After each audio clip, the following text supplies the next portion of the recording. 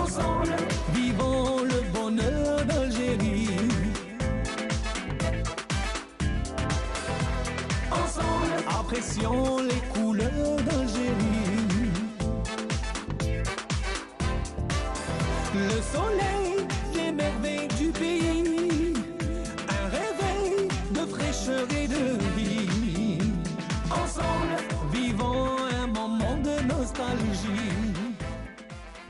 Good morning, buenos dias, buongiorno, sabah al-khir, bonjour à vous chers amis téléspectateurs et on est très heureux, toute l'équipe de Bonjour d'Algérie de la station régionale d'Oran est très heureuse de vous accompagner jusqu'à 10 heures. Et comme d'accoutumé, on va commencer avec la rubrique droit. Et bien sûr, aujourd'hui, il sera question de parler des droits de l'enfant et bien sûr sa situation actuelle. On ira aussi parler d'une pathologie qui nous touche de près ou de loin, c'est l'AVC et ses causes, son traitement aussi et bien sûr la tenue à prendre juste avant l'AVC.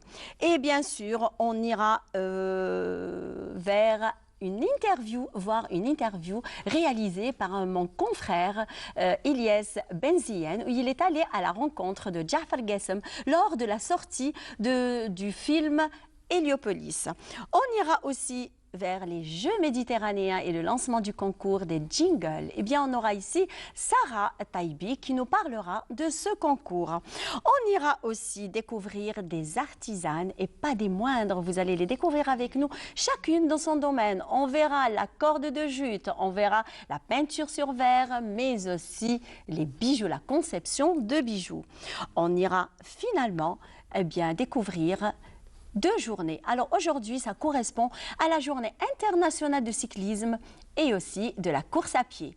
Eh bien, voilà tout pour aujourd'hui. Mais on commence comme d'habitude avec Flashback et une très très belle chanson interprétée par feu Cheb Hasni, Hasni Chakroun. توحشتك وما لقيتش مع من نوصل لك السلام ويا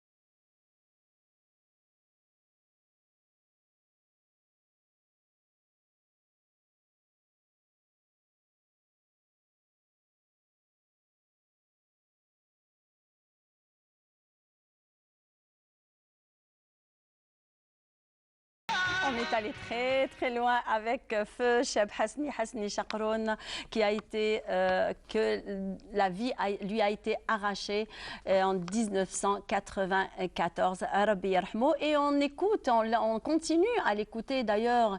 Il a conquis les jeunes, bien sûr, et bien voilà. Donc, et sans plus tarder, on va commencer par parler du droit de l'enfant et de sa situation actuelle. Eh bien, mais avant cela, eh bien, je vous propose une petite vidéo qui a été réalisée par notre jeune artiste maquilleuse qui travaille ici à la station d'Oran. C'est Abir Benchea. C'est une artiste complète d'ailleurs. Alors, vous allez suivre avec elle sa transformation. On va dire, elle s'est transformée en Tarek Torkan. Alors, Tarek Torkan, lui, c'est lui qui a chanté pratiquement tous les génériques des dessins animés qu'on suivait quand on était tout petit, tels que Simba, El Captain Majid. Alors, je vous laisse avec cette vidéo et on se retrouve juste après.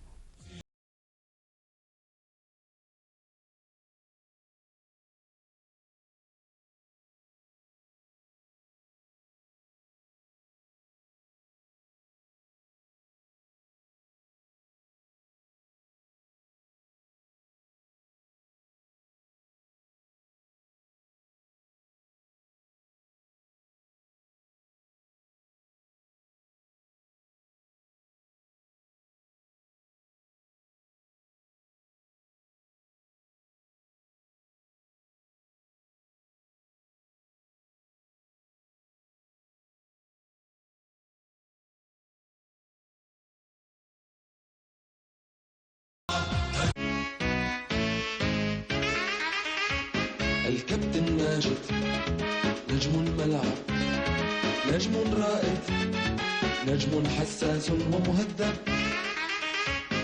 يعرف أن اللعب مهارة فن تمرير متبادل يصنع أهدافا وإثارة بالتدريب المتواصل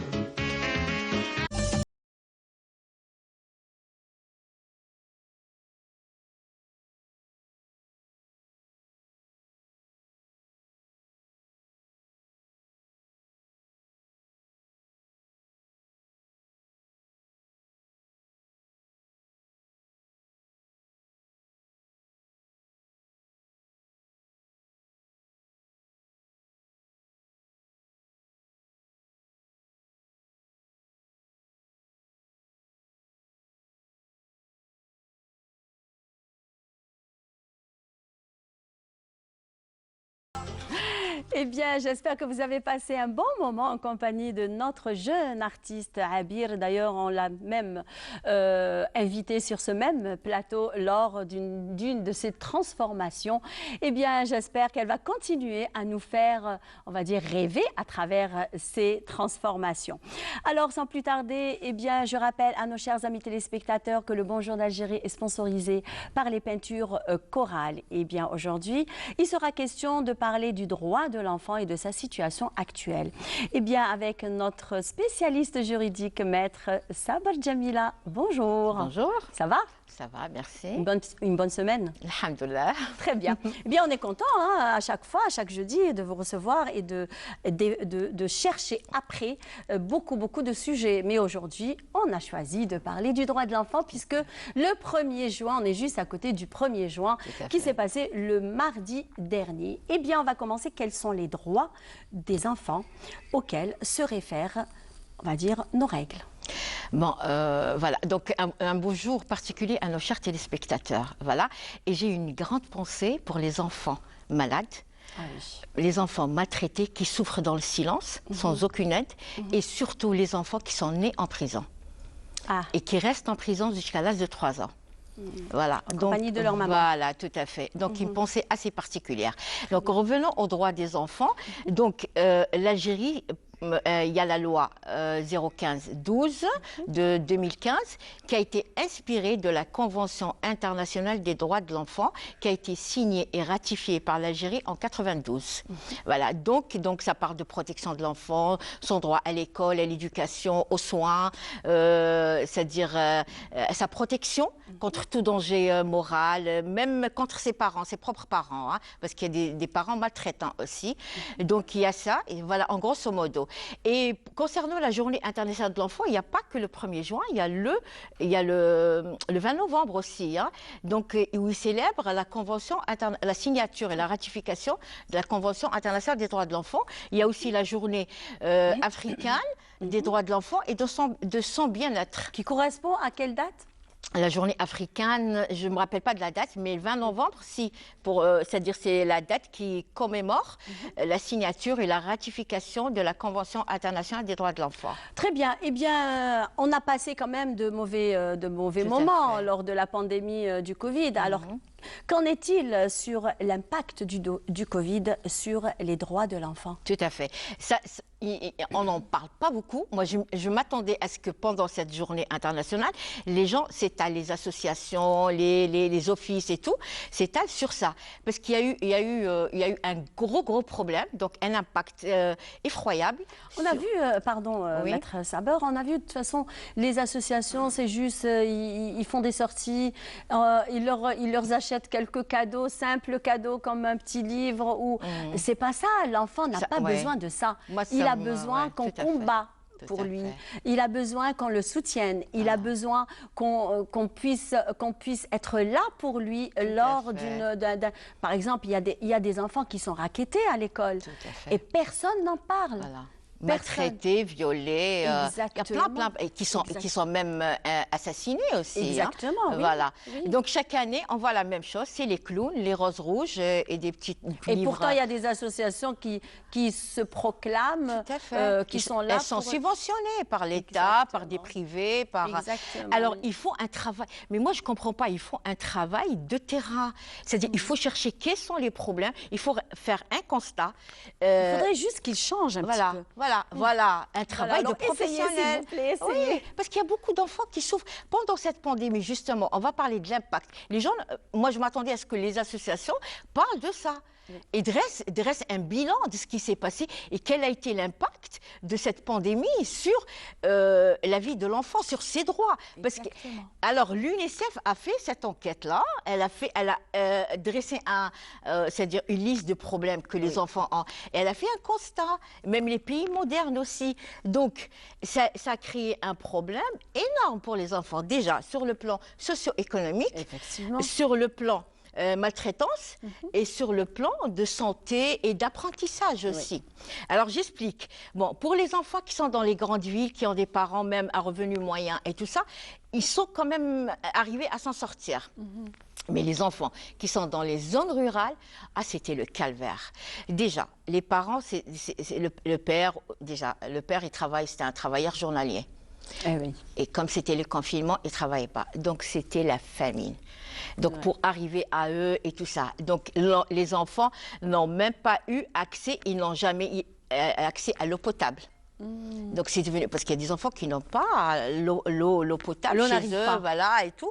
Donc ils n'ont pas eu l'accès à l'eau potable, ils n'avaient pas les moyens de l'acheter et tout ça. Ils n'ont pas eu accès à l'apprentissage, parce que l'apprentissage s'est fait pendant cette pandémie à travers l'Internet, les micros. Ces enfants, ils n'ont même pas l'électricité. Même pas l'électricité. Comment ils vont se connecter? Comment ils vont faire?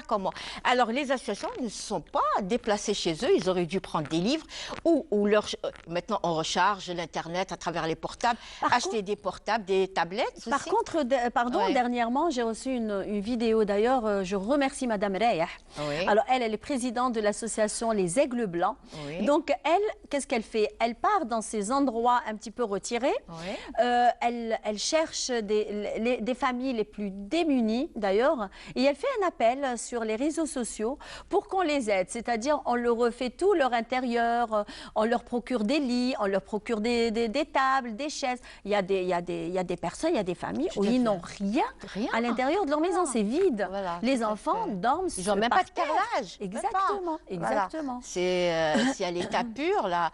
Donc ils n'ont rien. Donc leur apprentissage a reculé énormément. Donc comment faire? Déjà, ils étaient en retard et il a encore reculé. Donc, c'est très grave. Donc, c'est une violation flagrante des droits de l'enfant. Voilà, en matière d'apprentissage et en matière de suivi et en matière de maltraitance. Alors, l'enfant, certains enfants, ils ont des parents maltraitants. Donc quand ils partaient à l'école, ça les sauvait un petit peu pendant quelques heures, pendant la journée. Mais pendant le confinement, ils confrontaient leurs parents. Est-ce qu'ils sont punis par la loi, ces parents qui maltraitent leurs enfants en Algérie? Oui, bien sûr. Ah ben, ils ne savent pas, les Algériens ne savent pas. Qu'est-ce que je suis en train de... Bon, la loi est claire. Tout parent qui représente déjà un danger moral, on ne parle pas de maltraitance, danger moral. Donc une mère qui est de mœurs légères, qui expose son enfant à des problèmes. Le père qui est alcoolique ou toxicomane, on appelle ça un danger moral. Ou il y a des parents qui ont des pathologies mentales, je le répète et je le réitère. Oui. Normalement, on doit leur retirer les enfants. Effectivement. Voilà. Il y a eu une schizophrène, ça fait quelques années, elle a tué ses 6 enfants. Et elle n'a jamais été diagnostiquée schizophrène. Mon Dieu. Voilà. Donc, c'est des parents qui représentent un danger moral pour leurs propres enfants. Donc, pour les parents qui maltraitent leurs enfants, donc qui sont battus, qui sont brûlés, qui sont... c'est affreux ce qu'on voit. Hein. Alors, est-ce qu'on peut dire, Maître Saber, est-ce Oui. qu'on peut dire que le droit algérien, est-ce que le droit des enfants est respecté en Algérie? Non, il n'est pas applicable. Il n'est pas applicable à tout le monde. Il y a des zones retirées, je le dis. Même au niveau des grandes villes, il y a des enfants qui, c'est-à-dire, ils ne connaissent pas leurs droits. Donc, c'est pour ça, moi, je fais appel à ces associations, à ces différents offices. À chaque fois, on nous fait sortir on crée un office là. Il faut se déplacer dans les écoles, les établissements. Effectivement. Voilà. Il faut placarder le numéro 111 pour la protection de l'enfant. Ils ne connaissent même pas, même les parents ne le connaissent pas. Non, voilà. Alors pour les Il y a enfants, par contre le réseau NADA qui fait beaucoup pour les enfants. Mais ça personne. pas suffisamment. Pas suffisamment. Pas suffisant. Il faut aller vers les gens, les zones reculées, les zones rurales. C'est incroyable ce qui se passe là-bas. Donc cette pandémie a eu un impact énorme et effroyable sur les droits de l'enfant. Alors juste une toute dernière question, Maître Saber. Est-ce que le droit algérien est-il conforme à la Convention internationale des droits de l'enfant? Alors le code des enfants qui est daté de 2015, donc il est inspiré de la Convention internationale. Du moment que l'Algérie a signé et ratifié cette convention, donc elle est dans l'obligation de s'inspirer de cette convention. Donc toute cette loi-là, datée de 2015, elle est inspirée de cette convention. Et même, sans oublier, il y a la Constitution de 2020. Donc, mais ce qui me désole, il y a eu un seul article. Donc, concernant la protection de l'enfant. Donc, la protection des enfants abandonnés et sans filiation, c'est l'article 71 de la nouvelle Constitution de 2020. Donc, les enfants, l'État prend en charge les enfants abandonnés et sans filiation. Elle protège les enfants contre le danger moral. Elle punit et elle poursuit les parents maltraitants. Mais Maître Saber, franchement, il faut être vraiment réaliste. Tout à fait. Alors, l'État ne peut pas faire toute seule le travail. Il faut même impliquer la société civile. Voilà. On parlait de ça. Voilà. Effectivement. Merci beaucoup. Merci à vous. Eh bien, on se voit pas le 10. Le 10, c'est une émission spéciale pour les législations à l'étranger, pour notre communauté qui se trouve à l'étranger. Eh bien, on se retrouve dans 15 jours. Inch'Allah. Merci. À Eh bien, vous. sans plus tarder, on vous emmène découvrir avec nous la coopérative artistique Ketb Yassine. Eh bien, sujet signé notre confrère Salim Mohamed. Selmi Mohamed. Et on se retrouve juste après. Dessiner un sourire sur le visage angélique des enfants handicapés. Telle était la mission de la coopérative artistique Ketb Yassine à Tlemcen à l'occasion de la Journée mondiale de l'enfance.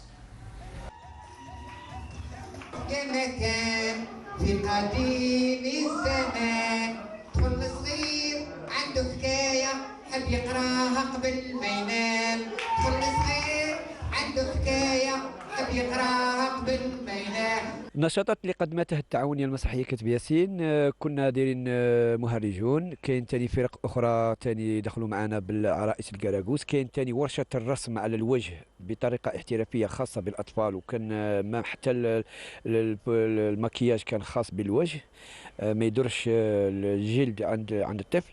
الحمد لله كانوا الاطفال فرحانين، كل واحد واش دار رسام، كل واحد تقلشوا اليوم نهارهم تقلشوا علينا وحنا رانا في خدمتهم.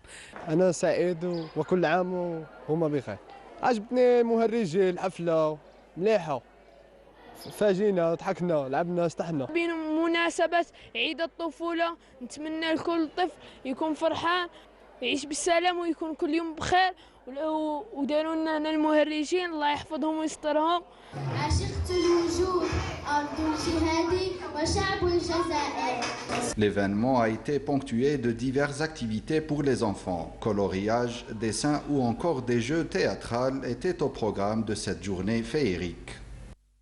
بالتنسيق مع المتحف العمومي الخط الإسلامي جمعية تقريرة الفنون جمعية الوصال تم من خلاله أداء مجموعة من النشاطات من داخل وخارج الولاية، والجدير بالذكر أنه يتم الاعتناء بهذه الفئة من ذوي الاحتياجات الخاصة طيلة السنة بوضع برنامج تكفلي تربوي وعلاجي خاص.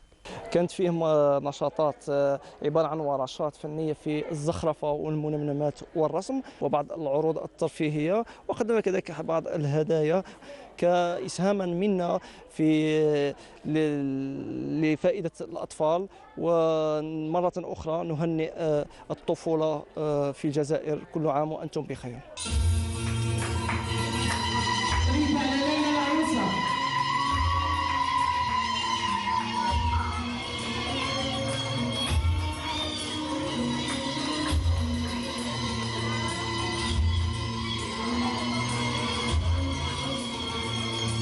كانت هذه السنة مميزة جدا. ما تنساوش أن جائحة كورونا كانت يعني المؤسسات الثقافية مغلقة، لكن الحمد لله الآن رب العالمين يرفع عنا إن شاء الله هذا الوباء. غادي تكون حقيبة اسمها الحقيبة المتحفية المتنقلة عبر كامل كامل المراكز البيداغوجية يعني لكل في جميع فئات ذوي الاحتياجات الخاصة على مستوى تراب ولاية تلمسان. Cerise sur le gâteau, des cadeaux ont été offerts aux enfants qui ont participé à cette journée festive. لكل أطفال العالم كل عام وأنتم بخير، مرحبا بكم، باي Eh bien, retour plateau avec en compagnie du professeur Dounia Bati, alors chef de service de neurologie, c'est ça? Oui. Bonjour. Bonjour. Merci d'avoir accepté notre invitation et c'est toujours un plaisir que de partager avec vous ce moment puisqu'on va parler d'une pathologie qui nous touche tous de près ou de loin, l'AVC. Alors, on commence par quels sont déjà les symptômes de l'AVC? Donc l'AVC, c'est un accident vasculaire cérébral. Oui. Les symptômes, bon, ça représente pratiquement la 3e cause de décès en Algérie, hein, après les cancers et les maladies cardiaques. Les symptômes de l'AVC, donc les plus évocateurs, c'est la paralysie faciale. Donc il y a tout le visage qui est dévié brutalement. Il y a le déficit d'un hémicorps, donc tout l'hémicorps qui est complètement déficitaire. On appelle ça une hémiplégie. On peut avoir surtout un trouble de la parole. Et on appelle ça en neurologie l'aphasie, c'est-à-dire rapidement, brutalement, le patient perd la parole. Il y a un trouble de l'élocution, de l'articulation. Et on peut avoir plusieurs troubles de la vision, brutale, d'un côté, unilatérale, et d'autres signes. Je ne veux pas embrouiller la population, mais la sensibilisation, il faut connaître déjà la paralysie faciale, les troubles déficitaires, l'hémiplégie et les troubles de la parole. Alors, et que faut-il faire justement en urgence devant ces symptômes? Alors, l'AVC, c'est une urgence médico-chirurgicale. Il y a 2 types d'AVC, c'est vrai. Alors, l'AVC ischémique, c'est-à-dire l'artère qui se bouche. Donc, il y a un traitement spécifique qui représente 80% des AVC. Et 20% des cas, c'est l'artère qui est rompue. Donc, on appelle ça l'AVC hémorragique. Et c'est un autre traitement. Et c'est important de faire la différence. Ce sont 2 traitements différents. Alors, le traitement de l'AVC ischémique peut tuer l'AVC hémorragique. Donc, il ne faut pas se tromper de diagnostic. Et qu'est-ce qui fait le diagnostic? C'est le scanner cérébral ou l'IRM cérébral. Donc, il faut une imagerie. Le patient doit aller aux urgences. Dans l'immédiat. Dans l'immédiat et faire une imagerie, que ce soit un scanner ou une IRM cérébrale. Mais est-ce qu'il peut attendre, par exemple, 24 heures pour aller aux urgences? Parce que des fois, on ne se rend pas compte que ces symptômes, ce sont des symptômes d'AVC. Oui. Donc, et du coup, on dit « donc je ne sais pas quoi ». Donc, et ça, ce n'est pas bon pour le malade déjà. Voilà. Donc, ce n'est pas bon pour le malade et il faut aller aux urgences le plus rapidement possible, c'est-à-dire dans la minute. Il faut aller à l'hôpital. Il ne faut pas aller, je suis désolée, il faut aller à l'hôpital. La prise en charge, elle est hospitalière. Si c'est un AVC ischémique, il y a un traitement, on va en parler. Si c'est un AVC hémorragique, il y a un autre traitement. Donc il faut l'imagerie pour faire le diagnostic positif. Il ne faut pas aller ailleurs, il faut aller à l'hôpital.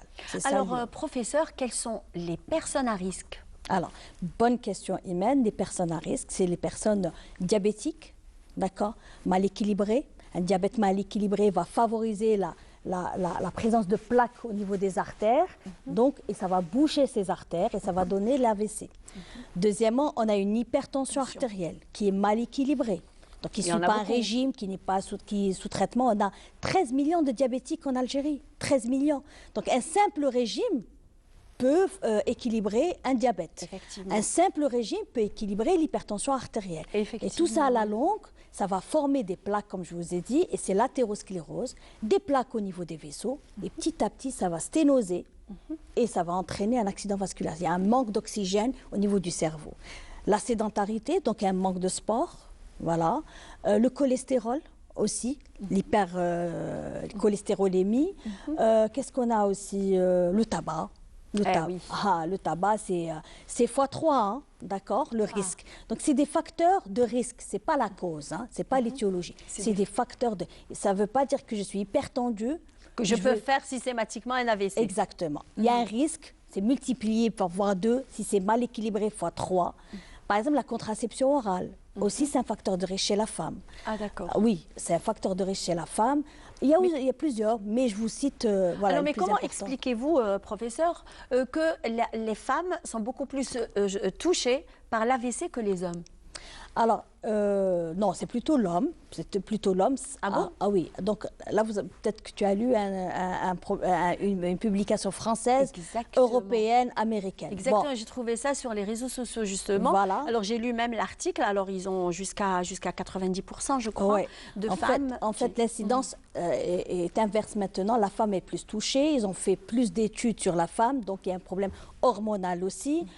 Bon, la femme aussi européenne peut-être fume plus. Il y a le tabac aussi. Voilà, il y a le tabac. Je ne dis pas que la femme musulmane ou la algérienne, etc. Il y a toujours le tabac ailleurs. Mais en Europe, il y a plus. Hein. Il y a le tabac, le problème hormonal, la contraception orale aussi. Donc, joue beaucoup. Donc, cette étude est vraiment récente. Hein. On s'intéresse plus on s'intéresse plus à l'AVC du sujet jeunes et femmes. Voilà.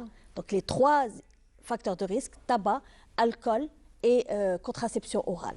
Et à partir de quel âge on risque d'avoir l'AVC? Parce que là, on pensait que c'était à un âge avancé. Et là, on voit même des jeunes de 18, 19, 20 ans qui font des AVC. Comment expliquez-vous ce fléau, on va dire, médical? Alors, ce fléau médical chez le sujet jeune, c'est vrai. 18-20 ans, on pense à autre chose que l'athérosclérose, etc. C'est une malformation cardiaque qui passe inaperçue, c'est la dissection carotidienne. On cherche d'autres étiologies, mais on peut trouver de l'hypertension chez quelqu'un de jeune, un diabétique qui est mal équilibré, etc. D'accord? Mais le facteur de risque le plus important, c'est l'âge. Hein. On a l'âge de nos artères. Donc, à partir de 55 ans, le risque est élevé chez l'homme. À partir de 50 ans, 60 ans, c'est élevé chez la femme. Donc, l'âge, c'est le premier facteur de risque, hein, quand même. Hein. Il y a un sujet, à partir de 55 ans, il a plus de risque de faire un AVC qu'un IDM que quelqu'un de 20 ans. Voilà. Ah bah oui.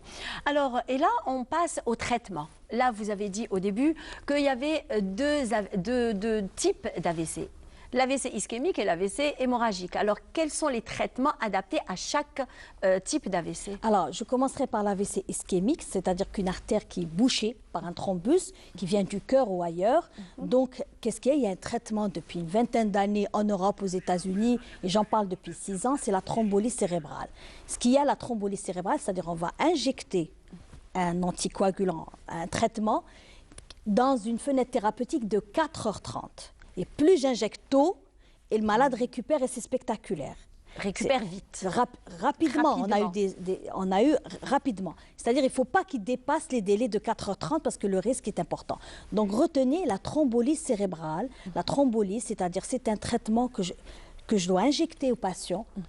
Au bout, j'ai une fenêtre thérapeutique de 4h30 après le début des symptômes. C'est-à-dire, moi, je fais une hémiplégie, il est 10 heures, donc j'ai 4h30 pour le traiter. Jusqu'à presque 14 heures, on va dire. Voilà, 14 heures. Il vient à 14h30, 15 heures, c'est une contre-indication.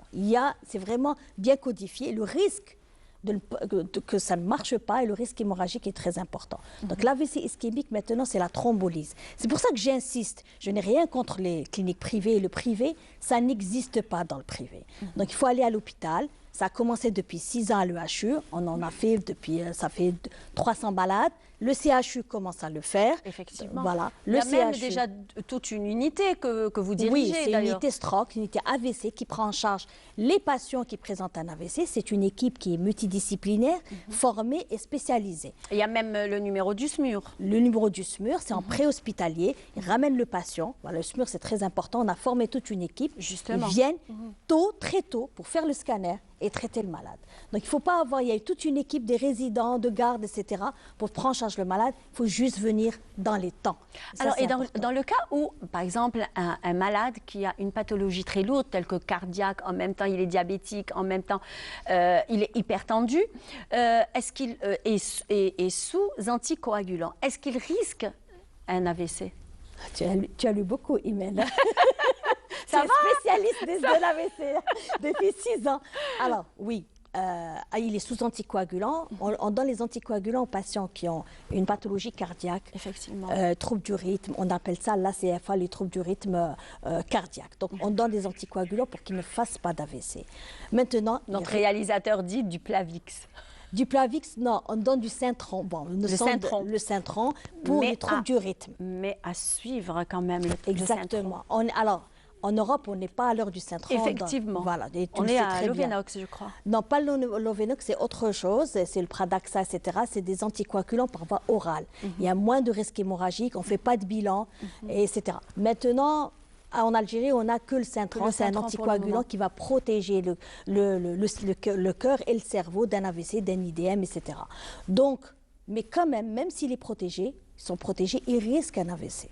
D'accord? Ils risquent de faire un AVC. Voilà. Ce n'est pas une protection à 100%. À 100%. Voilà. Alors, juste une toute dernière question. D'ailleurs, c'est notre réalisateur qui le demande. Alors, il vous demande, est-ce que les maladies cardiaques sont héréditaires? Ah oui, il y a des maladies cardiaques héréditaires. Effectivement, comme l'hypertension, comme le diabète. Voilà, ça c'est des facteurs de risque. Il y a des maladies cardiaques héréditaires, mais ça ne veut pas dire que j'ai une maladie cardiaque, que mon fils va avoir sa maladie. Va être systématiquement cardiaque. Voilà, non. Très bien. Merci beaucoup. Ce fut un plaisir. Et le Covid, Imen? Ah ben allez-y. Ah ben oui. Alors je voulais juste une petite. Le Covid maintenant, ça a été prouvé qu'il est responsable d'accident vasculaire cérébral, d'accord, d'IDM. C'est le stress. Pas le stress, non. Ils ont fait beaucoup de publications, d'études, etc. On a eu beaucoup d'AVC sujets jeunes. Covid, c'est une complication du Covid. Ah d'accord. Ah oui, c'est une complication. Donc l'AVC peut être entraîné par la Covid. Alors qu'est-ce qui se passe? Il a un Covid sévère. Il y a une inflammation importante au niveau des artères. Cette inflammation va boucher les artères. Et donc, ça va entraîner un AVC. Et ça va même former des thrombus, des caillots de sang. Donc, le Covid est terrible. Hein. Donc, on meurt plus d'un AVC post-Covid qu'une détresse respiratoire, etc. Donc, c'est pour ça qu'il faut se protéger de cette maladie. Il faut faire très attention. Très attention, voilà. Très bien. Est-ce que ça vous est arrivé, on va dire, est-ce que vous avez eu, on va dire, la chance d'aller au cinéma et de regarder le film Héliopolis? C'est mon rêve. Je veux le voir, je veux le regarder. Eh bien, je vous emmène avec moi. Parce que j'ai vu sur Facebook que tu avais assisté. Oui, ouais. C'est un très beau film. Ouais. Vraiment, j'ai beaucoup aimé. J'ai beaucoup aimé. Et puis, un salut au réalisateur Jafar Guessem. Ouais, ouais. Vraiment, ouais. Bravo. Eh bien, on va suivre ensemble un sujet qui a été réalisé par notre journaliste Ilyes Benziyen. Et on se retrouve juste après.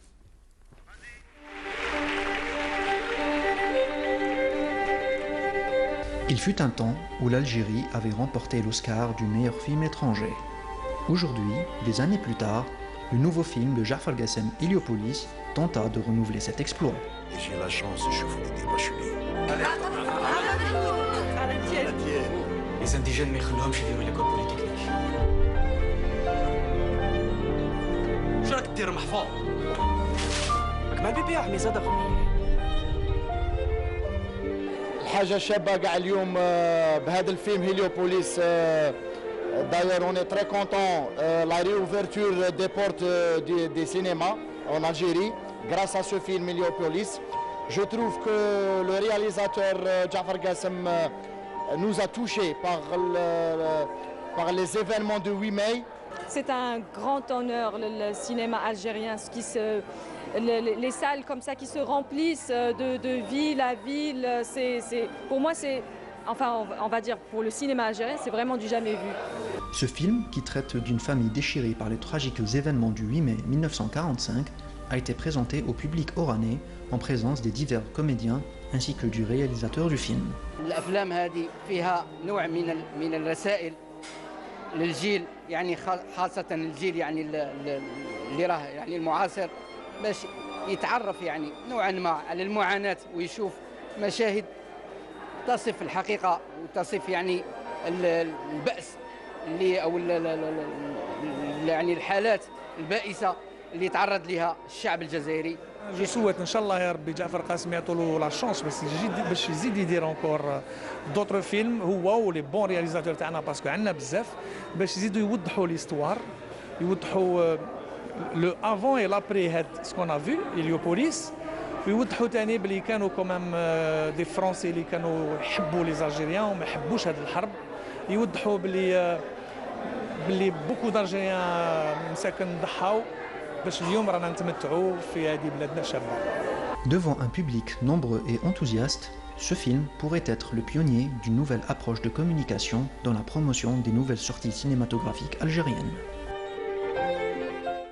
Merci Ilyes Benziyen pour ce sujet concernant, on va dire, la reprise et la sortie du film réalisé par Jafar Gassem, Héliopolis. Eh bien, on a une joie immense que de voir la réouverture des cinémas. Alhamdoulilah, tant mieux pour nous d'ailleurs. Alors, et sans plus tarder, eh bien, toujours Ilyes Benziyen est allé nous faire une interview exclusive du réalisateur Jafar Gassem et on se retrouve juste après. كانت صعيبة في الأول، صعيبة باش نفرض روحي على اللي يكونوا، بصح جي با بيزي لي با، et j'ai la chance يشوفوني دي باشوني. على تيان. Les indigènes ما يخلوهمش يديروا ليكول بوليتكنيك. واش راك دير محفوظ؟ راك مع البيبي عمي صدق. Ravi d'être aujourd'hui avec le réalisateur du film Événement actuellement, Héliopolis, donc Monsieur Jafar Gassem. Bienvenue à vous et merci d'avoir accepté de répondre à nos questions. Donc bon, tout d'abord, j'aimerais vous féliciter pour le grand accomplissement que vous avez réalisé avec ce film, notamment en termes techniques.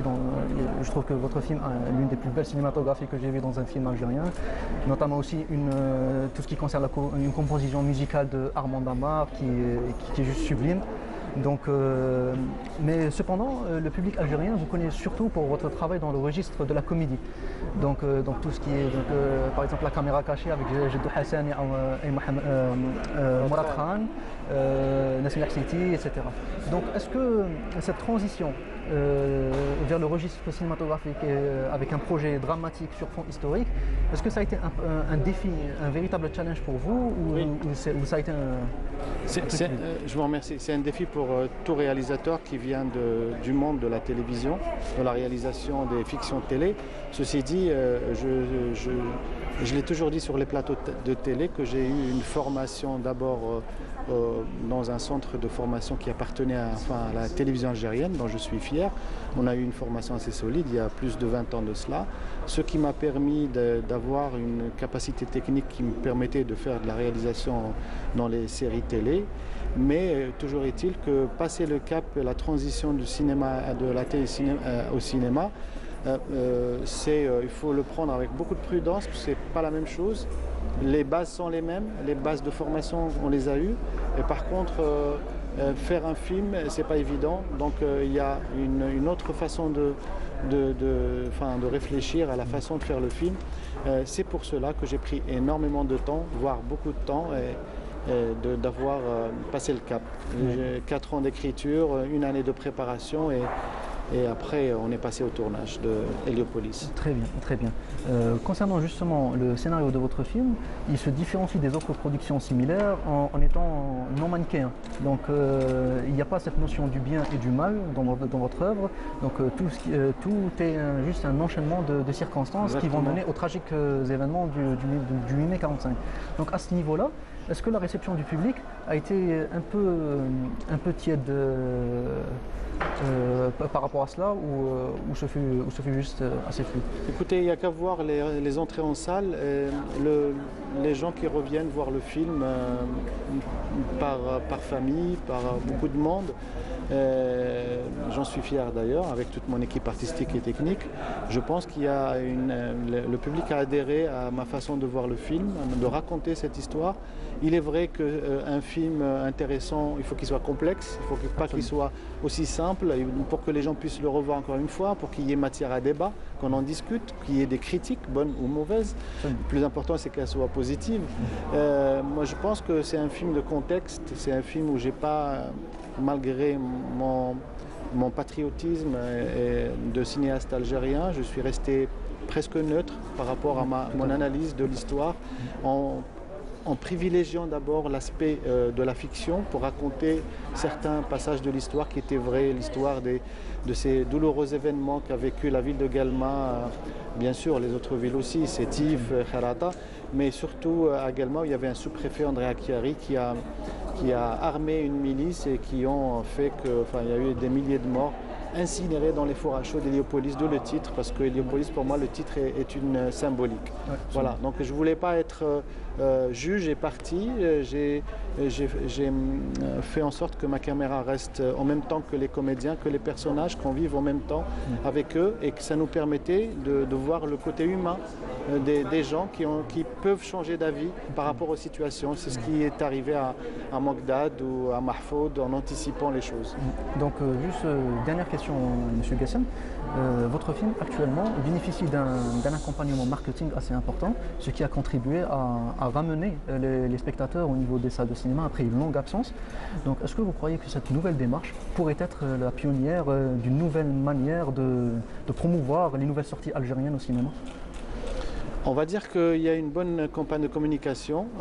Marketing, c'est un peu trop dire, mais communication, je pense que c'est le mot. Avec les réseaux sociaux, ça nous a avantagés pour communiquer sur le film et les sorties. Il y a aussi le producteur, le CADC, qui fait un travail assez intéressant, assez important pour promouvoir la sortie du film un peu partout sur le territoire. Nous, justement, en fonction de ça, nous sommes en train de préparer une tournée qui s'appellera la Caravane ou Héliopolis Tour, qui va sillonner un peu les villages d'Algérie, là où il n'y a pas de salle de cinéma, pour projeter le film au public qui n'a pas les moyens, qui n'a pas de salle de cinéma. Et donc par rapport à la promotion et à la communication, oui, je pense qu'aujourd'hui il est très important de communiquer sur un film de sa sortie, de ses comédiens, de son réalisateur, de sa note d'intention. C'est très important. Vous savez, un film, même s'il est de très bonne facture, s'il est méconnu du public, personne ne va voir le film en salle. Très bien, très bien. Merci beaucoup, M. Merci à vous. Et nous souhaitons un très bon courage pour la suite de vos projets. Je vous remercie. Donc, et voilà, succès à Héliopolis, j'espère. Oui. Merci beaucoup.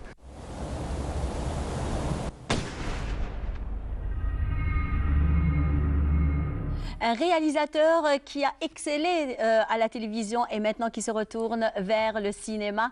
Et bienvenue à toi. Tu es mon ami, hein, Ilyes. Bienvenue à toi dans la grande famille de la télévision algérienne et la famille de Canal Algérie. Et bonne continuation.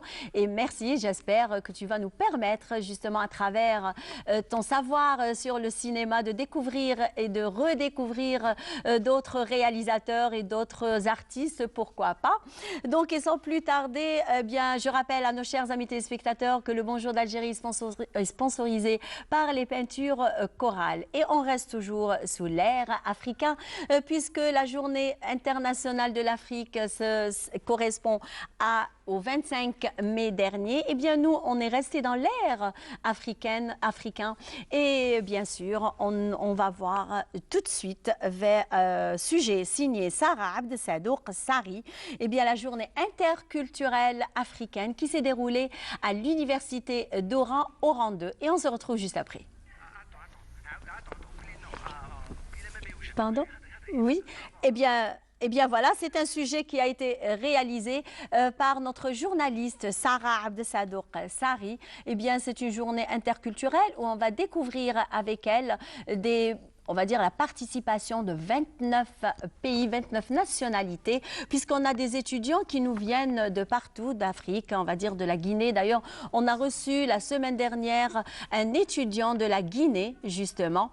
Eh bien, je crois que le sujet est prêt. Très bien. Eh bien, on va le découvrir ensemble, chers amis téléspectateurs.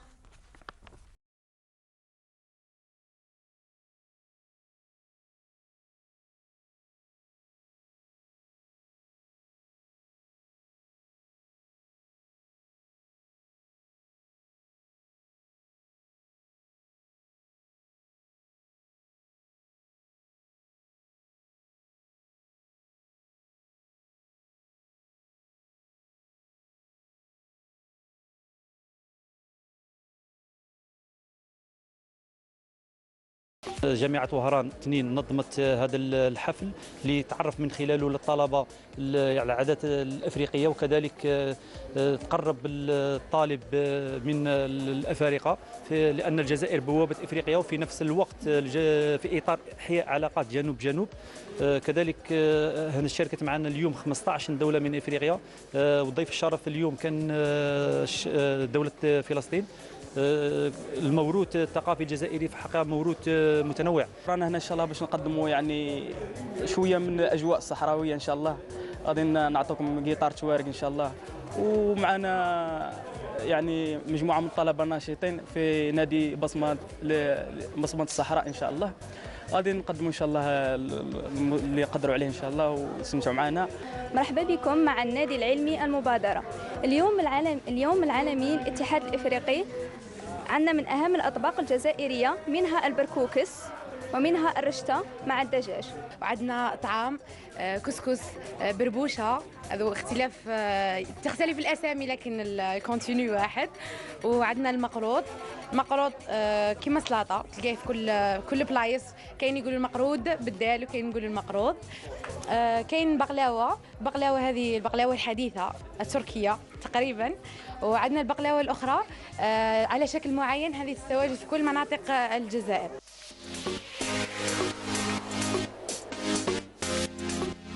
La manifestation qui a duré toute la journée a été une occasion pour faire connaître les cultures africaines à travers l'exposition de plats culinaires et vêtements traditionnels des quatre coins du continent en présence d'un bon nombre d'étudiants dans la joie et la bonne humeur.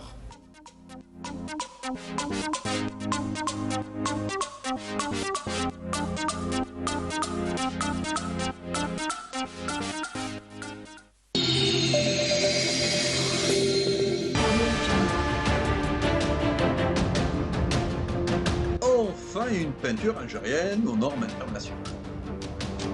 Tous vos besoins en peinture intérieure, peinture métal, préparation de support ou peinture extérieure, choisissez Coral Peinture. Coral Peinture, c'est les maths à faire.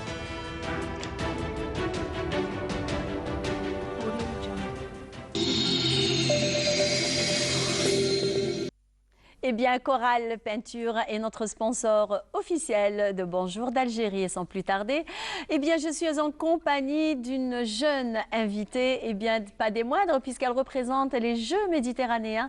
C'est Sarah Taibi. Bonjour. Bonjour, Iman. Merci de m'accueillir sur votre plateau. Ça va très bien, merci à toi. Alhamdoulilah. Alhamdoulilah. Prête? Oui, bien sûr. Pas trop stressée? Quand même, un petit peu, quand même. Très bien. Alors, vous avez d'ailleurs, vous êtes l'initiatrice d'un concours qui d'ailleurs, on est en plein dedans du concours, le concours du meilleur jingle. quels sont les critères justement? Alors, le concours jingle a pour but de créer l'identité sonore de cet événement bien précis. Cette courte mélodie accrocheuse qui sera jouée pendant la cérémonie de remise des médailles et les cérémonies protocolaires et qui accompagnera également les différentes communications sur l'événement. Alors le candidat devra présenter une œuvre originale et inédite, bien sûr, qui reflètera la culture oranaise et algérienne et ou méditerranéenne, d'une durée qui ne dépassera pas une seconde sans être inférieure à 20 secondes. Une minute, pardon, sans être inférieure à 20 secondes. Donc c'est entre 20 secondes et une minute. Entre 20 et une minute. Alors avant de s'étaler, eh bien, je vous propose, chers amis téléspectateurs, d'aller voir ce petit jingle, d'ailleurs réalisé par Taibi Sarah, et on se retrouve juste après. السلام عليكم، معكم سارة عضوة في لجنة تنظيم ألعاب البحر الأبيض المتوسط. كما عودناكم جيناكم هذه المرة مسابقة جديدة في المجال الموسيقي لتأليف النغمة الخاصة بالألعاب، لو جينجل. نتا ولا انتي اللي راكم باغيين تشاركونا موهبتكم، جات لوكازيون حتى لعندكم، ما تراطوهاش. باش تشاركوا معنا سهلة، ما عليكم إلا التطلع على قوانين المسابقة sur le site Oran 2022، ترسل لنا التسجيل تاعك مرفوق بالملف كامل على البريد الإلكتروني من 19 ماي إلى 10 جوان. بون كوراج. Eh bien, on ne dirait pas que c'est vous, hein. Je change de tête souvent. Effectivement. Alors, qu'est-ce qu'il y a de changer, je crois? Je ne sais pas qu'est-ce qu'il y a. La coiffure, la coiffure, certainement, oui. Certainement, oui. Certainement. Alors, vous nous avez parlé justement du temps, c'est que de 20 secondes à une minute, il ne faut pas que ça dépasse une minute. Exactement. Alors, vous, en tant que, on va dire, représentante des JM et représentante aussi de l'organisation de ces concours, comment voyez-vous le jingle des Jeux méditerranéens? Le jingle, dans votre imagination. Vu la culture algérienne qui est vraiment vaste, les artistes, l'Algérie qui regorge de beaucoup d'artistes, je vois que le jingle sera vraiment quelque chose de réussi, qui regroupera les différents thèmes musicaux, le thème glal, le thème oranais, tous les thèmes en général. Ce sera vraiment une réussite parce que j'ai confiance en nos jeunes Algériens c'est une chance de laisser leur empreinte, de contribuer aux Jeux méditerranéens, une chance qui ne se représentera pas certainement. Donc je sais qu'ils vont se donner à fond pour participer à cet événement. Surtout qu'Oran, quand même, c'est une métropole, voilà, c'est une ville méditerranéenne qui va être aussi au cœur, on va dire, la jeune mariée de la Méditerranée. Alors tous les yeux du monde, ils seront voilà, vers Oran. Et en plus de ça, c'est un pôle de tourisme par excellence. Oui. Donc, il faudrait que son jingle soit top du top. Exactement. Ça sera une chance de faire découvrir notre pays, notre Oran, notre ville, d'attirer plus de monde. Ça sera quelque chose dont l'Algérie a vraiment besoin et qui pourra vraiment nous pousser de l'avant. Très bien. Alors, vous ne m'aviez pas dit comment vous voyez le jingle? Colorié, pas colorié? Très coloré. Vu notre culture qui est vraiment variée, ça sera vraiment un jingle très colorié, très actif, très, comment dire, ce sera quelque chose d'exceptionnel. Très joli. Voilà. Très joli. Alors, on passe maintenant, on va parler de jury. Le jury, bien sûr. Qui va, on va dire, trancher. Oui. Donc, alors le jury sera constitué de bien sûr professionnels du domaine, en collaboration avec quelques membres du COJM, bien sûr, qui se procéderont à l'évaluation des œuvres reçues après le 10 juin, c'est-à-dire après la fin du concours. Donc la fin du concours, c'est le 10 juin. Ce sera le 10 juin. Alors du 19 mai, a commencé le 19 mai et se terminera le 10 juin. Ils procéderont à l'évaluation des œuvres, puis comment dire, donner des notes à chaque œuvre, puis à calculer la moyenne. Le gagnant sera celui qui a obtenu la moyenne la plus élevée et le lauréat sera annoncé le 21 juin qui coïncidera avec la journée de la musique, bien sûr. Eh bien, j'espère qu'il sera d'Oran d'ailleurs pour qu'on puisse le recevoir tous, sur le bien plateau. Sûr. Même s'il n'est pas d'Oran, ça sera un honneur pour lui exactement de venir et d'assister avec nous. Justement, alors quand on parle de JM, de concours, d'ailleurs il y a eu plusieurs concours. Est-ce que vous pouvez nous rappeler un petit peu de ce qui s'est passé? Il y a eu le concours de médailles, qui a été une réussite. On a eu beaucoup de participation et ça s'est très bien passé en espérant que ce concours-là se passera de la même façon, du même professionnalisme et en espérant que ce sera une vraie réussite. Très bien. Alors, juste une toute dernière question et je vous lâche. Je vous lâche, il n'y a pas de souci. Je vous libère. Est-ce qu'il y a d'autres concours après ce concours de jingle? Normalement, c'est le dernier concours. On n'a pas encore d'informations, mais normalement, c'est le dernier concours. C'est la dernière chance aux artistes de laisser leur empreinte, de contribuer aux Jeux méditerranéens en 2022. Et ce n'est pas n'importe quoi, bien sûr. C'est une chance à ne pas rater. Effectivement. Voilà. Merci beaucoup, Sarah. Ce fut un plaisir. Merci, le plaisir. Eh bien, j'espère vous recevoir dans d'autres occasions. Ici même, sur ce même plateau, je vous souhaite un bon courage parce que vous avez du pain sur la planche. Bien sûr. Très bien. Alors, sans plus tarder, le printemps artistique au Centre d'art El-Yasmine. Eh bien, sujet signé Sarah de Sadorsari et lecture notre journaliste Selim Skandari. On se retrouve juste après.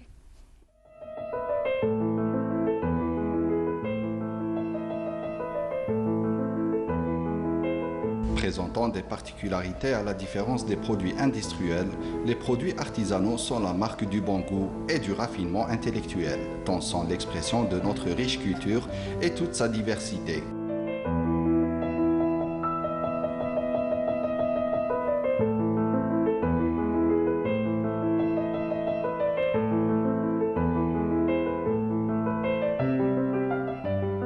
C'est dans le but de promouvoir cette tranche du patrimoine algérien qu'une exposition a été organisée à la galerie El-Yasmine d'Oran sous le thème « Le printemps artistique ».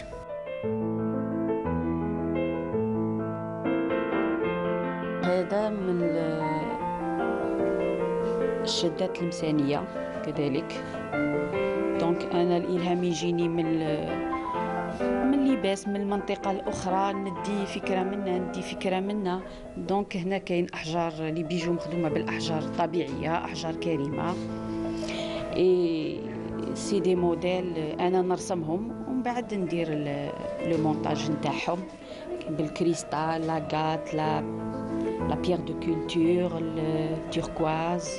نخدم لي برودوي ناتوريل، دونك نخدم كاع اللي يخصو الجسم يعني لي برودوي ناتوريل باش نغسلو، باش نديرو لي سوان تاع الجسم كلهم. دونك كاين صابون 100% طبيعي مخدوم باليد انا نخدمهم. عندك ثاني كاينين المرطب الشفاه ثاني نخدمو 100% يعني ناتوريل، فيه زبدة الكاكاو وزبدة الشيا كامل. شاركت بمجموعتي الجديدة المتخصصة في الحقائب لي بورتموني اللي نستعملهم المرأة يوميا. عندي مجموعة أخرى للرجال، كل شيء مصنوع باليد بجلد طبيعي.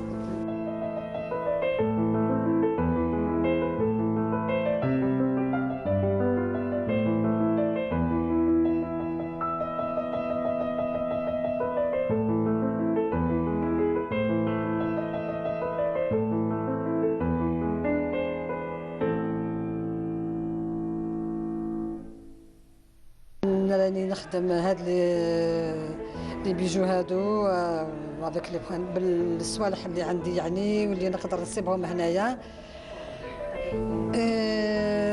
بلا بيرل ناتوريل c'est-à-dire le fer inoxydable. Même il y a des pierres en argent, là des pièces en argent كاينين عندنا صوالح من بالفضة اللي نخدموهم. عندنا هنايا باغ اكزومبل هنايا هاد لا سي دو لونيكس، وهذه بياسة قديمة بزاف. هذه البياسة هذه قديمة سي دو كويفر. وكيما راكم تشوفوا هاد لي بيير توت لي بيير اللي راهم هنايا هذا عندهم دي فيرتو، عندهم على الصحة، على ستاتيغ كيما نقولوا ليتا بسيشيك ليتا فيزيك.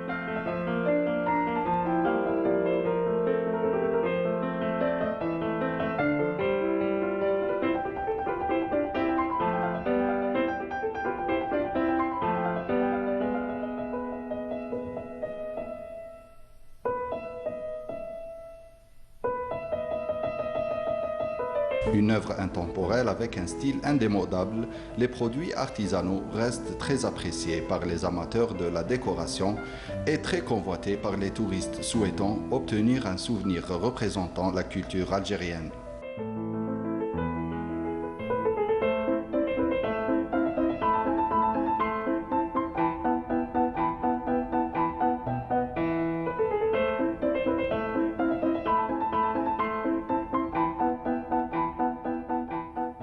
Un très beau sujet artistique signé Sarah Abdessadouk Sari et lecture notre journaliste de la production de la station régionale d'Oran et de Canal Algérie, Salim Skandar. Et bien sans plus tarder, je suis en compagnie de 3 artistes, chacune dans son domaine, dans son art, on va dire.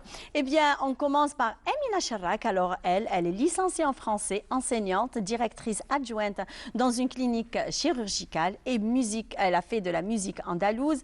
Elle joue à la mandoline puis la cuitara et puis elle s'est spécialisée dans la corde de jute. Bonjour. Bonjour. Merci d'avoir accepté notre invitation. C'est un plaisir partagé. Vous en avez fait dans votre, oui. dans votre parcours et vous êtes jeune pourtant. Quand même, j'arrive à la moitié du siècle. Mais non, vous êtes encore jeune. Eh bien, comme dirait au CID, je suis jeune. Attendez. Attendez. Si le CID. Ouais. Je suis jeune, il est vrai, mais aux âmes bien nées, la valeur n'attend point le nombre des années.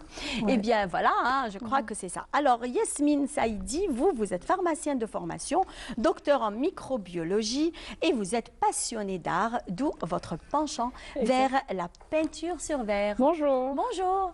Ça va? Ça va, alhamdoulilah. Quel joli sourire ce matin avec des dames qui... franchement, je suis très contente que de partager avec vous ce plateau, puisqu'on a aussi une troisième artiste. Alors elle nous rend belle avec de beaux accessoires, des bijoux magnifiques. Alors c'est Madame Houeria Chérif. Bonjour. Bonjour. Ça va? Ça va très bien. Pas trop stressée, ça va? Ça va. Ça va très bien, merci. Très bien, alors parlez-nous de vous. Alors, je me présente, c'est Madame Chérif Lawaria, j'ai 53 ans, je suis d'Oran. J'ai une formation, je suis comptable agréé et j'ai un DEA en droit des affaires. J'ai travaillé pendant 28 ans à la fonction publique et là je suis avec le privé dans la promotion, les ouvrages hydrauliques comme directrice financière. Et là vous êtes... Voilà, donc ma passion c'est... Voilà, votre passion. J'ai commencé par la peinture, je suis autodidacte. J'ai fait quelques expos au musée d'Oran à Zabana. Et un jour en voulant reproduire, j'étais trop passionnée par la beauté de la femme de Ouled Naïl. Voilà. Oui. Et par les bijoux et la façon que les femmes portaient autrefois les bijoux, comment elles ornaient leur tête et tout. Et c'est là, en dessinant un croquis de bijoux, que ça a déclenché. En fin de compte, je n'ai pas fait la femme, mais j'ai fait le bijou et j'ai essayé de le construire. Donc, je me suis inspirée du vieux pour faire du bijou. Vous l'avez modernisé? Oui, voilà. Sur le mannequin là, vous voyez le sautoir. Je sais pas, alors est-ce que notre réalisateur Hassini Mustafa va pouvoir zoomer sur le mannequin qui porte un joli chapeau d'ailleurs, avec un très joli collier, c'est ça? C'est un sautoir fait à base de skhab, ce qu'on appelle ici في الغرب العنبر. Skhab, donc c'est les femmes de l'est de l'Algérie.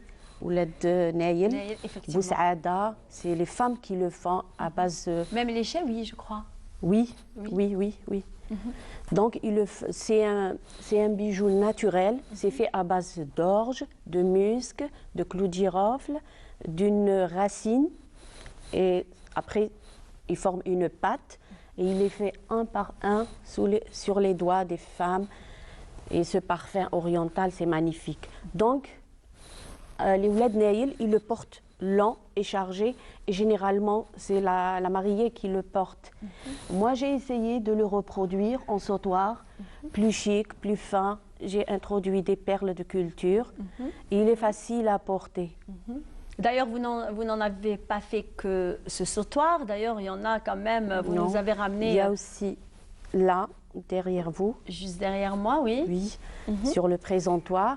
Là aussi, c'est inspiré d'un bijou de l'Ouest, et particulièrement à Tlemcen. Donc la mariée, elle est ornée par ce qu'on appelle shirtla. Shirtla, d'accord. Mais shirtla à Tlemcen... Vous l'avez modernisé, là? Je l'ai modernisé avec des cristaux plus fins. Et là, c'est pas encore fini. Il manque le collier chien qui va avec. Donc j'ai préparé ça. Et comme ça, c'est facile à porter, c'est léger, c'est fonctionnel. Et il coûte cher, Je ne peux pas l'estimer parce que c'est beaucoup d'heures de travail et c'est pas encore fini. Ah, d'accord. Par exemple, là, ça, cette ceinture de cafetan qui est sur la table, oui, c'est 180 heures de travail. 180 heures de travail. Attendez que je la prenne pour que notre réalisateur puisse la prendre. Verre. Je ne sais pas, alors Hassini, est-ce que vous pouvez... Voilà, très bien. Merci. C'est toutes des perles de verre. Après, j'ai mis des cristaux et des perles de rocaille. C'est presque une centaine de mètres linéaires de fils de pêche. Mais en plus de ça, c'est très bien fait d'ailleurs. Oui, je donne beaucoup de temps à la finition, à la perfection. Très bien. Alors, et comme on a avec nous aussi la jeune artiste Yasmine Seridi, alors vous êtes pharmacienne de formation et là, vous faites de la peinture sur verre. Exactement. Alors, parlez-nous de cette belle passion. En fait, il y a 12 ans, j'ai été initiée à la peinture sur verre grâce à ma cousine. Et voilà, j'ai essayé de développer ça. Après, je me suis mariée, j'ai eu des enfants. Du coup, j'ai pas pu trop travailler, j'ai pas pu trop développer. Ensuite, avec la carrière aussi de travail, ça m'avait pris beaucoup de temps. Et avec le confinement, en fait, tout est ressorti. Du coup, c'était bénéf avec le confinement, je crois. Quelque part, ça quelque part, exactement. Et du coup, j'ai commencé à travailler. Ensuite, on m'a encouragée, vas-y, lance-toi, essaye, tu verras, ça va marcher. Je me suis dit pourquoi pas. On se donne la chance et on verra ce que ça va donner. Est-ce que vous avez ramené Exactement, il y a les tableaux. Alors il y a de la calligraphie avec Ayat al-Kursi là en forme de goutte qui est au milieu. Il y a l'art africain aussi. Avec la tête africaine. Il y a le derwish que j'adore faire. Pourquoi En fait, je suis tombée amoureuse du livre d'Elif Shafak, Soufi mon amour. Et du coup, j'ai essayé d'en tirer quelque chose et je me suis penchée sur le derwish et je le fais. Et c'est un plaisir de le peindre en plus. Oui. J'essaye de voir les couleurs que je peux utiliser pour le faire ressortir, etc. Justement, alors comment se fait le choix des couleurs pour des œuvres pareilles? Parce que là, vous parlez de l'africaine, la tête africaine, donc vous allez certainement, vous êtes allé vers le jaune, le rouge, le marron, donc ce sont des couleurs chaudes. Donc est-ce que vous avez un penchant vers ces couleurs chaudes? J'aime bien. Après, je peux aussi avoir du pastel, travailler avec du pastel. Et en fait, je peux rester 2 heures à regarder quelque chose pour essayer de choisir la couleur que je vais utiliser et ce qui se marie ensemble, etc. Et pour voir par la fin le rendu du travail. Mais l'art africain aussi m'intéresse beaucoup parce qu'il y a tellement de couleurs, de belles couleurs chaudes, terreuses, qui sont splendides et voilà. Donc très bien, alors Amina Charrak, alors vous êtes sortie carrément du lot et vous êtes partie vers un art qui a vu un jour, qui a eu quand même la côte, puis il a disparu complètement. Ensuite, vous l'avez ravivé quand même à votre façon. C'est la corde de jute. Pourquoi avoir cet intérêt de corde de jute? Bon, à la base, je suis très manuelle depuis mon jeune âge. Donc, j'ai toujours fait de la couture, du crochet, de la broderie. Et là, récemment, j'avais repris durant le confinement le crochet. En allant acheter ma pelote de laine, j'ai découvert la corde. Je me suis dit, pourquoi pas, je vais essayer. Et là, j'ai adoré. Et depuis, à chaque fois, il y a une idée qui ressort, ainsi de suite, jusqu'à réalisation du miroir qui est quelque part. Qui est juste à côté de moi. Alors, je ne sais pas si je peux le déplacer. Voilà. Alors, voilà. Donc, on peut réaliser des miroirs. Il n'y a que mon visage qui apparaît. Donc, c'est un joli miroir. J'espère que notre réalisateur va le prendre de près. Voilà. Avec la corde de jute, j'ai vu qu'on pouvait réaliser pas mal de choses. Donc, de la table, de l'art de la table, donc le set de table, corbeille à peindre, porte-couvert. Très joli d'ailleurs. Très joli. Donc, je m'intéresse aussi beaucoup à l'art de la table. Oui, c'est ce qu'on voit d'ailleurs. Il y a des serviettes en corde de jute. L'anneau de serviette. L'anneau, voilà. Le porte-couvert, le set de table. Et là, j'ai associé la corde de jute et la toile de jute. Donc, oui. Voilà. Donc, c'est ce qu'on voit d'ailleurs. Ici, je ne sais pas si c'est de la toile de jute. Peut zoomer sur ce qu'il a. Alors, là, on a aussi cette petite corbeille à pain, c'est ça? Exactement. Très bien. D'accord. Et ça vous prend combien de temps pour la confection de ces objets? Beaucoup d'heures, parce que là, il faut vraiment travailler à la main la corde. Justement. Et bien serré. Donc, il faut être très patient. Voilà, sinon, parce que ça se décolle. Si on ne serre pas beaucoup, ça se décolle. Et là, il faut être très patient. Exactement, très patient et c'est un travail de concentration. Tout à fait. Comment vous arrivez à vous concentrer alors que vous occupez quand même un poste très important? Eh ben, la journée quand même est assez longue. Là, il y a on ne sort plus. Donc là, je passe des heures devant ma corde et c'est un plaisir. Vous ne cuisinez pas? Ah si, d'accord. Si, j'adore cuisiner. Voilà, parce que là, c'est un petit peu... Et donc, vous prenez...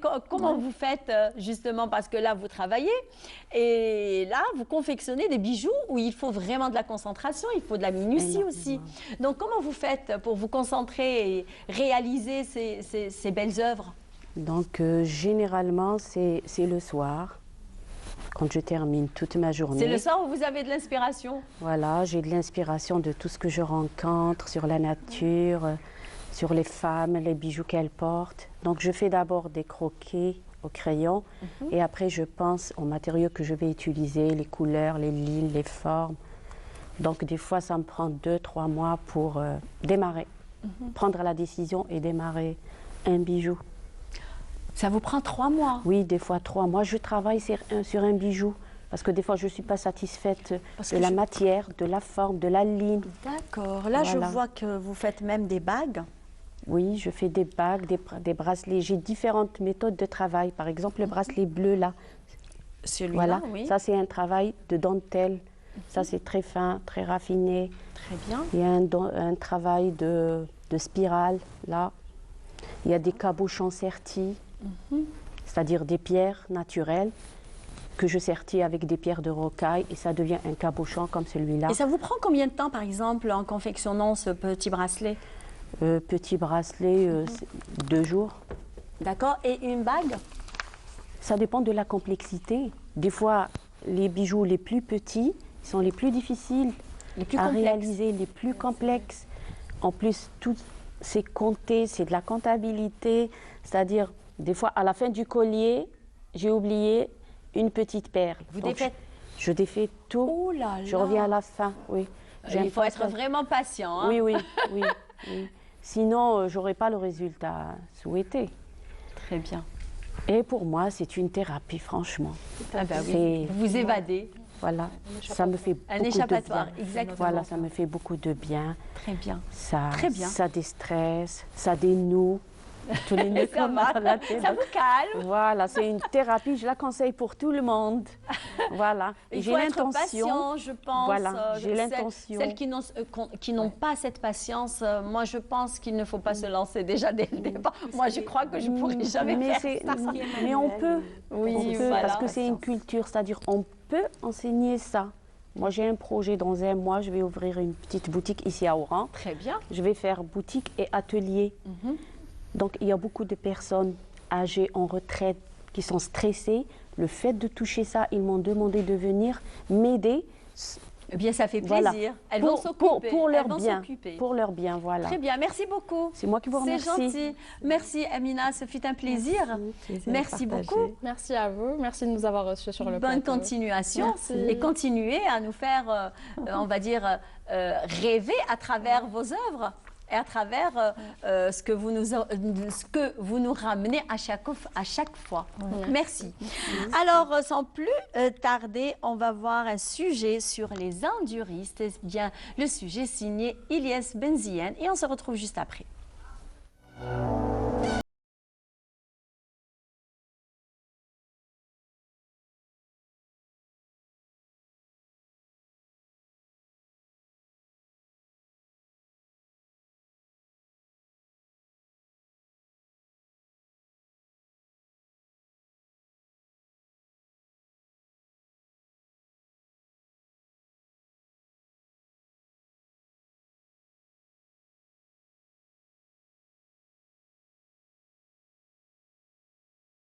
زربين محمد امين بوبكر مصطفى من في تي تي ارزو دونك رانا نديرو في هذه لابراتيك تاع لونديرو لي بون راهي جديده، تنجم نقول راهي جديده في بلادنا باسكو ما عندهاش بزاف. رانا اون كولابوراسيون مع جروب تاع لي زونديليس دورون. دونك رانا نخدموا في رحبه وحاجه ماشي حاجه اللي سهله. دونك باش تخدم سيركوي دونك كيما راك تشوف عندك لي سو هنايا عندك كاين دي ساكريفيس ديرها باش تخدم باسكو رانا نخدموا امان. بون لي زونديليس دورون هادو دي جان يبغوا الفيرو ساكريفاو بزاف على جال الفيرو. تلقاوه سيستيم الفيرو هذا ماشي فيرو دو روت ولا فيرو سبيسيال فيه الريسك بزاف. بغاو الفيرو لوبجيكتيف تاعهم انهم يديفلوبوا الفيرو في البلاد. Suite à leur vidéo qui a fait sensation lors du mois de mai, les montrant parcourant la descente périlleuse du Cap Rousseau, les enduristes d'Oran œuvrent à promouvoir la culture du cyclisme, et ce, munis d'une bonne dose d'adrénaline.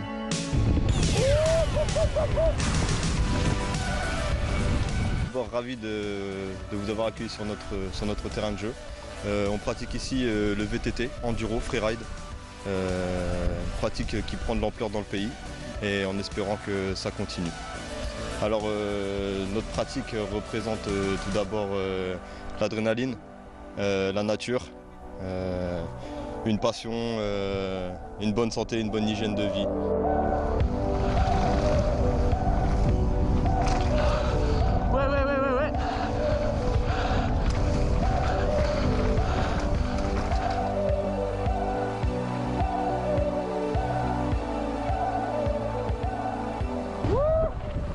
J'espère que ce sport va se développer en Algérie et qu'on va pouvoir avoir des...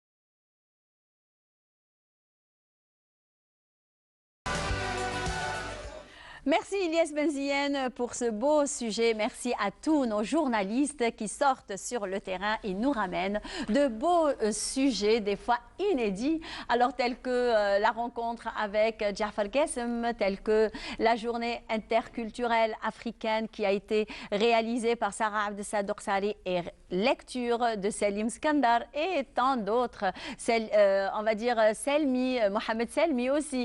Donc merci à vous. Et bien sans plus tarder, on va parler des journées internationales de cyclisme et de course à pied, bien puisque ça correspond avec le 3 juin. Eh bien, on a pu avoir des athlètes qui pratiquent ces sports, qui dans le temps étaient au top et on va dire au niveau. Et là, maintenant, c'est d'une rareté de trouver un cycliste ou alors un coureur à pied.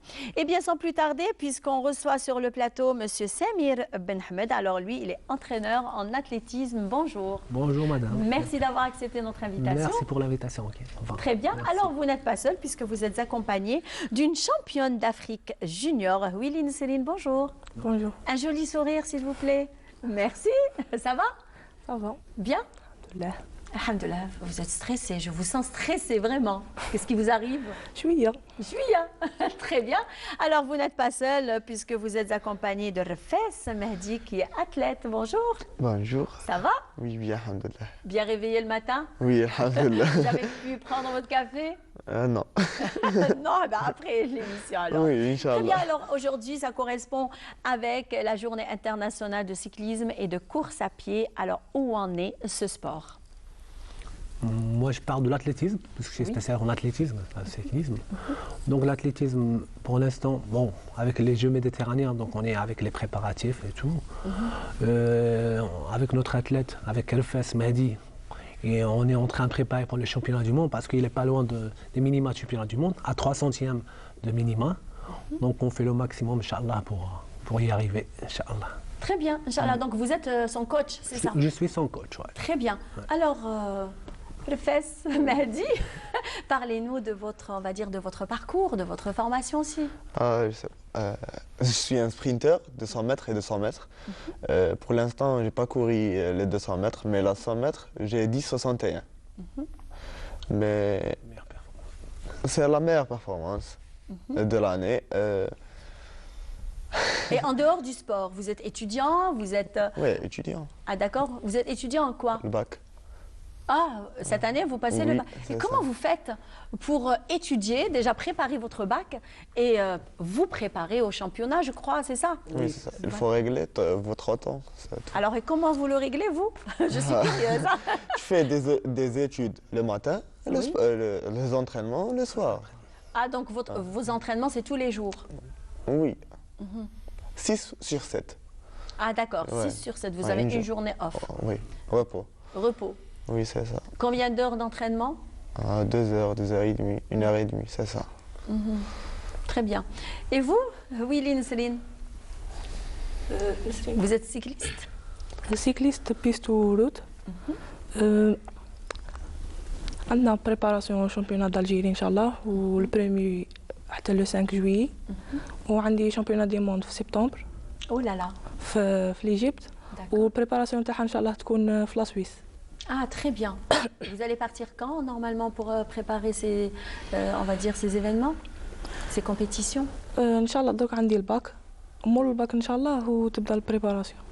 Alors, et comment vous faites pour concilier, on va dire, votre passion, qui est le sport, et vos études, qui est la préparation du bac, d'ailleurs l'examen le plus important du cursus?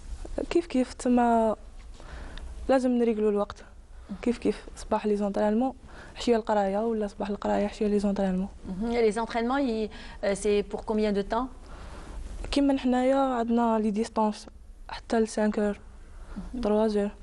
Ou des fois, qui a récupération, là, 2 heures. Très bien. Alors, sans plus tarder, eh bien, je rappelle, nos chers amis téléspectateurs, que le Bonjour d'Algérie est sponsorisé par les peintures Coral et on reste toujours avec nos athlètes et l'entraîneur. Alors, est-ce que vous pouvez nous parler de ce sport maintenant qui est devenu d'une rareté? Des fois, on voit les jeunes ne s'intéressent pas au cyclisme, ne s'intéressent pas à l'athlétisme aussi, ils s'intéressent beaucoup plus au football. Donc, qu'est-ce que vous avez à nous dire sur ça? En fait, c'est ça le grand problème, c'est ça, parce que, bon, je crois que c'est pas juste en Algérie, c'est au monde entier, tout le monde est branché football. Et pour nous, c'est un peu délicat dans ce genre, parce que la plupart donc on trouve pas des athlètes, surtout les jeunes d'aujourd'hui, tout le monde... Donc Barça, Real, donc c'est foot, surtout en foot. Non, maintenant les Algériens, ils sont branchés beaucoup plus Manchester. C'est vrai. Pour Mahrez, à cause de pour Riyad Mahrez, d'ailleurs. Qu'elle gagne ou qu'elle perde, c'est Manchester. Oui, c'est vrai. Mais malgré tout, alhamdoulilah, on a de la patte, on a des jeunes talents, mashallah. Mais malheureusement, c'est toujours le côté moyen, surtout en athlétisme. شويه ناسينا شويه حنا كون يعطونا جوست ان بتي سالير كيما يقول لك ان سالير تاع ان جوور دو فوت نديروا به العجب تاع 2-3 سيزون دونك حنا لابات كيما قلت لك لي زاتليت كاين ما شاء الله في الاتليتيزم مالغري كو كيما قلنا لو بروبليم نتاع لو فوت دانا شويه درقنا شويه وما نساوش باللي l'atlétisme c'est le sport le plus honoré les champions du monde olympique je crois le plus titré. Par rapport au foot ou par rapport à d'autres sports, l'athlétisme c'est le sport le plus titré. Donc, moi je pense que ça va on va dire reprendre, il va reprendre le dessus puisque nous sommes aux portes des Jeux méditerranéens d'ailleurs et les Jeux méditerranéens c'est qu'ils comportent l'athlétisme. C'est ça, on l'espère. Mais les Jeux méditerranéens, la préparation tourne 3-4 ans avant. Oui. Dès maintenant d'ailleurs. Bon, déjà on est en plein préparatif, mais préparatif avec nos moyens malheureusement. Oui, les moyens de bord. Avec les moyens de bord. Donc on espère Inch'Allah avec le nouveau projet, Madame Souekri, c'est le Paris 2024. On espère avec les jeunes, Inch'Allah, ils connaissent le groupe, Inch'Allah, pour y aller plus loin, Inch'Allah. Inch'Allah. Donc, à part les moyens, les athlètes, alhamdoulilah, هم كاينين. Donc juste les moyens, شوية تاع les moyens. ويدعمونا شوية. هكا باش on peut aller والله عندنا واحد لاباط ما شاء الله. Oui. شوف l'athlétisme من بكري donc l'athlétisme معروفة في le monde entier les Algériens تاعنا. Donc لاباط كاينة. Juste شوية تاع les moyens. On peut aller loin inchallah. Et comment évaluez-vous vos athlètes qui sont sous votre coupe? Ben alhamdoulilah déjà في le club تاعنا déjà عندي 3 athlètes مع l'équipe nationale. وعندهم un bon niveau. وحده 2 fois champion arabe, 2 fois champion du monde, راحت championnat du monde universitaire. هو راه بيان ثاني 2 fois champion d'Algérie وراه عنده la meilleure performance nationale هذا العام 1061 à 300e على المينيما تاع الشامبيون دي موند اللي غادي يكون ان شاء الله في نيروبي. ان شاء الله. دونك اون كيما يقول لك في لا بون ان شاء الله جوست Inch'Allah, Inch'Allah, Inch'Allah, donc je reviens vers vous, nos athlètes, on va dire. Alors, quels sont les meilleurs moments que vous ayez vécu dans votre, on va dire, dans votre cursus et votre parcours d'athlète? Jusqu'à maintenant, j'ai pas vu. Comment ça? Oui, on a couru rien que dans l'Algérie, dans ce pays. Oui. On voulait courir. À l'international. Oui, c'est ça. D'accord. Mais est-ce que vous avez eu de bons moments quand même? Non? Oui, bien sûr. Championnat, vous avez été champion. Oui, champion, mais championnat d'Algérie, c'est un titre un peu... Un peu? Oui, on veut que, je sais pas, je vais être le champion du monde pour battre les records du monde, c'est ça. Ah, très bien ça. Ouais. Mais vous avez une belle vision d'ailleurs. Ben, c'est bien. Hein? Inch'Allah. Très bien, Inch'Allah. Et vous? Willy Nesri? Le meilleur moment اللي انت عشتيه في le sport. Surtout que vous êtes quand même championne d'Afrique, je crois, junior, etc. Donc vous avez à votre actif plusieurs titres. 9 médailles d'or في championnat d'Afrique تالية هذه. قد نقول. Combien? 9 médailles d'or. واو. يعطيك الصحة. كاليفيت الشامبيونات دي موند وان شاء الله ندير فيها ريزولتا هذيك هي تكون ان شاء الله هو لي جوز اولمبيك هما الحاجة الكبيرة باش نكاليفو لهم تاع 2024. 2024, très bien. Et quel est le meilleur moment que vous avez vécu pendant les compétitions que vous faites? Championnat d'Afrique. Championnat. Et pourquoi avoir choisi déjà le cyclisme? كي كنت صغيرة كنت نبغي la bicyclette. كاع السبور. بصح كيما نقولوا دخلت ناطاسيون دخلت بزاف صوالح كي دخلت في الفيلو ولقيت الحاجه اللي كنت نحوس عليها وكملت فيها. Très bien. Et vous êtes en train de vous préparer au bac les deux? Ça va, ça avance vous? Ça va. شويه. Oui. دايما شويه. Un peu stressé. Ben, c'est tout à fait normal. Hein? Oui, c'est ça. Très bien. Donc un dernier mot?